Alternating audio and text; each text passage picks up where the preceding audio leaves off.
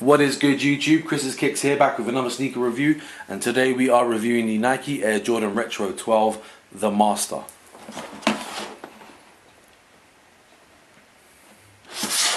So these shoes released this past weekend, February 27th, 2016, for a retail price of 155 UK pounds. First off, let's get into the box. Apparently this is the original OG style box that most Jordan 12s came with. I haven't really been buying 12s for that long, so I couldn't really verify that this is the original style box, but yeah, apparently this is the original style box. So you get black and red siding to the box. You got a Jumpman on the front, Jordan written on the side, another Jumpman on the back. On the rear of the box you have quality inspired by the greatest player ever. And then on the roof of the box you've got a cardboard coloured box on the cardboard colour on the roof of the box with the black Jumpman.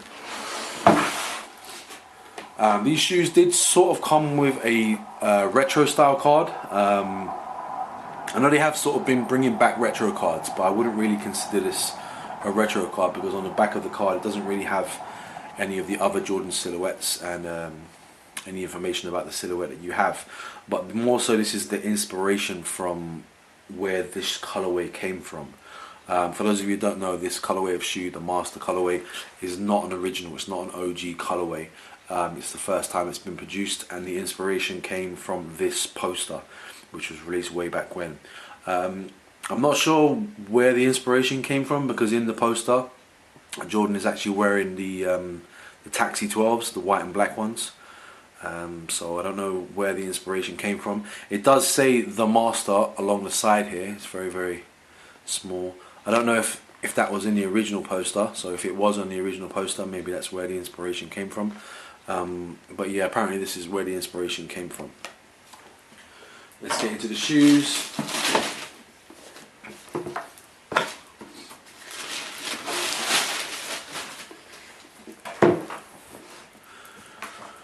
Okay, so first off, I was not able to purchase these shoes from a retailer. Unfortunately, I added these to cart on Nike.com, or tried to add to cart, and I was in the queue for around 35 or 40 minutes, and then I got hit with that sold out screen. I tried to buy them from footlocker.com, and that was pretty much a myth. As soon as the website page appeared or refreshed to be able to add the shoes to cart, there was no sizes available, so the Foot Locker was just a complete letdown. To be honest with you, Foot Locker's website, I haven't been able to buy any hyped releases from Foot Locker's website for well over a year. They don't seem to have anything on there, and when they do, you can never buy it. But one site that did piss me off was SneakersNStuff. I don't know if any of you are from the UK. A lot of people say it's a reliable site, but I did manage to order these shoes on SneakersNStuff, and then they cancelled my order. Which is annoying because I thought the cart checkout was a secure cart, like you couldn't get cart jacked. Like when you're on Nike.com, once you've added the shoe to cart, you've got around 15 minutes to check out, and the shoe can't be sold to anyone else. And I thought that was what it was on SneakersNStuff, because once you add the shoe to cart, you get a countdown timer of 10 minutes, similar to like when you buy concert tickets or stuff from Ticketmaster. You get a countdown timer saying you've got 10 minutes to complete this transaction. So to me that implied the shoes were secure and that was my pair, and as long as I completed the checkout before the countdown timer, I got my shoes. And I completed the countdown, I completed the purchase well within the countdown limit, like 2 or 3 minutes it took me to check out. I got the confirmation email, and obviously I ordered them on a Saturday, so they weren't open on the weekends.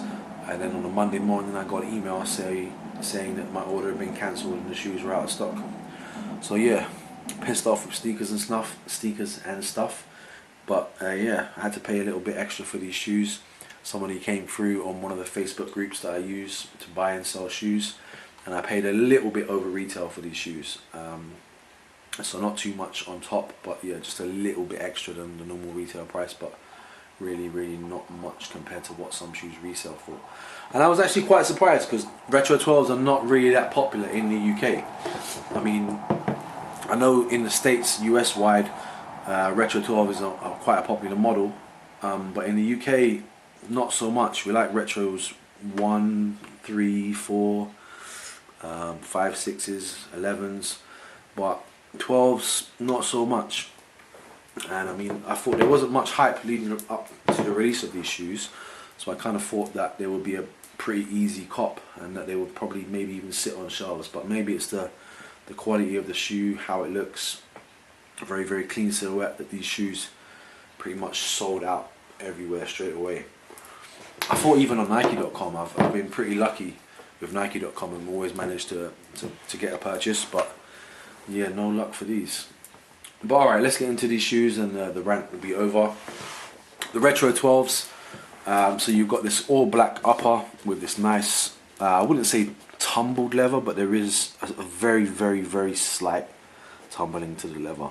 It's not as tumbled as, like, say, the Oreo 4s that came out earlier last year, but it's definitely a nicer quality leather than you get on your standard Jordan shoe. For this midfoot toe box wraparound, it does have a slight pattern to it. I'll show you on the camera how close it's going to pick it up. It does almost look like the stingray effect that's used on the OVOs, but it's not shiny. It's like a matte effect. Oh, one sec. Sorry, I've got a cold at the moment. Honestly, these shoes actually do really remind me of the OVO 12s that Drake has, the black one, apart from this not being shiny and this little Jumpman plastic section we've got here being white. They're very, very similar to the OVO 12s that Drake has. So on the inner side of the shoe, or what do they call this, the medial side or the lateral side, very similar to the other side where you've got this textured, I don't know if you want to call it stingray or reptile effect on the patch here. It also comes onto the midsole a little bit as well, very, very slightly. You've got the textured effect on half of the midsole here, again with the white plasticky panel, which follows on to the outsole of the shoe. So you have two traction pod sections of that, what's it called, herringbone traction in the forefoot and the heel, and in the middle of the arch of the shoe you've got that carbon fiber plate in the black and white pattern effect with the sole wrapping over that. On the toe of the shoe, if you can just make out, there is a white Jumpman, which sort of, the hand of the Jumpman comes up to the lip of the toe, but it's mainly on the bottom of the toe, and you do have this little white triangle with the 23 embossed or debossed, sorry, into the 23. Rear of the shoe, we do have that Jordan written on the tag. I'll put one sideways for you. So you do have Jordan written on the tag, and the same writing that we had on the back of the box, which is quality inspired by the greatest player ever. And then you do have a Jumpman on the back of the hang tag, the pull tab, sorry.